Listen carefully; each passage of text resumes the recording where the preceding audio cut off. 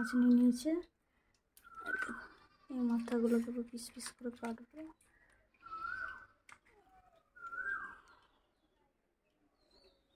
আর তেল আছে, ফটকা আছে,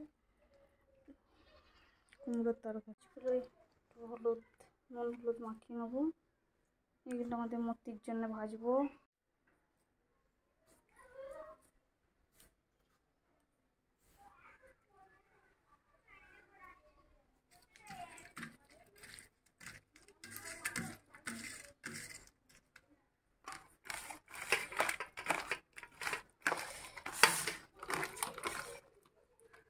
মাছগুলো খাদি খাদি করে নিচ্ছি, ভাজতে সুবিধা হবে বলে।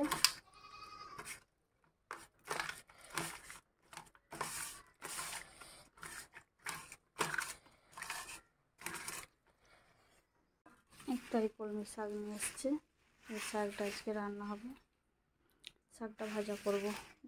একটু শাক অবশ্যই খাওয়া দরকার। সব যতই মাছ মাংস নিরামিষ খাও, শাক অবশ্যই খেতে হবে।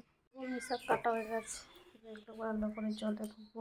শাকের জন্যে জিরে, শুকনো লঙ্কা, এদিকে রসুন থেতো করে রেখেছি।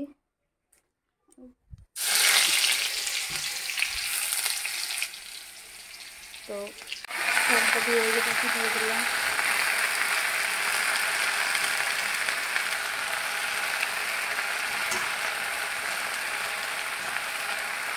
তো আজকে কী ভাজা করে নিতে থাকো, কুমড়ো আর শসা, টমেটো, রসুন।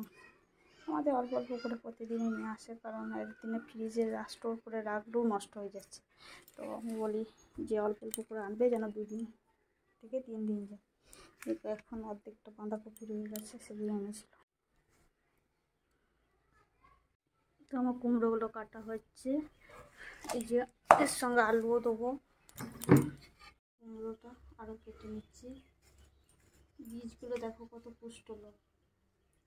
এগুলোকে শুকিয়ে আগের দিনে মুড়ি ভাজতে ঘরে ভাজা হতো, খেতেও খুব ভালো লাগে। কুমড়োর বীজ ভাজা কে কে খেয়েছে অবশ্যই বলবে।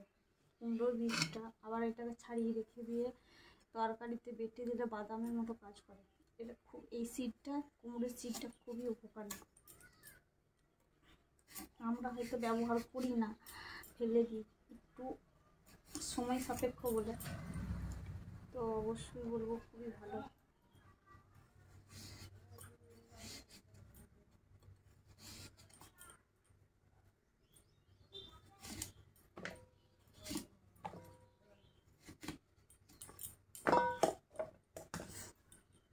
শাক ভাজা রেডি হয়ে গেছে, ভাত রেডি হয়ে গেছে। আর এদিকে আমি কড়াই বসিয়ে দিচ্ছি, মাছ ভাজবো। হয়ে গেছে, এবার মাছগুলো একে একে আমি ফ্রাই করতে দেবো।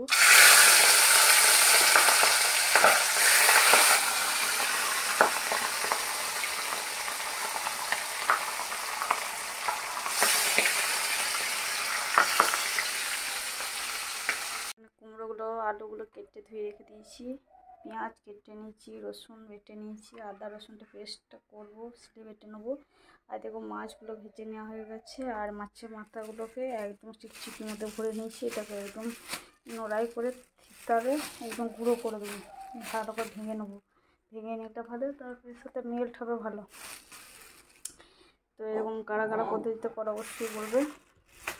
একদম খোঁচা খোঁচা থাকলে ভালো লাগবে না, তরকারির সঙ্গে মেল্ট করার জন্যই করবো। এদিকে কড়াইয়ে তেল বসিয়ে দিয়েছি, ভাজতে দিয়ে দিলাম পেঁয়াজ রসুন পেস্টটা দিয়ে, নুন দিয়ে দিলাম, চিনি, 5 ফোড়ন তেজপাতা দিয়ে চাপিয়ে দিয়েছি।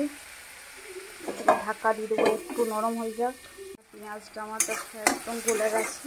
এদিকে মশলা আদা রসুন, রসুন বলতে আদা, কাঁচা লঙ্কা, শুকনো লঙ্কা, জিরে, হলুদ, ধনে সব রেডি করে নিয়েছি। আর এদিকে মাছটাকে একবারে গুঁড়ো করে নিয়েছি, রেডি করে নিয়েছি। এবার মশলাটা দেবো, নিয়ে মাছটা দিয়ে কষাবো, তারপরে কুমড়োগুলো দেবো।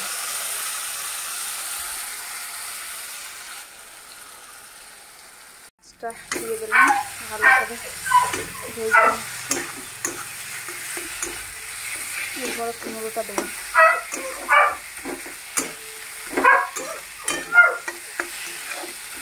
দিলাম, নাড়াচাড়া করে নেব।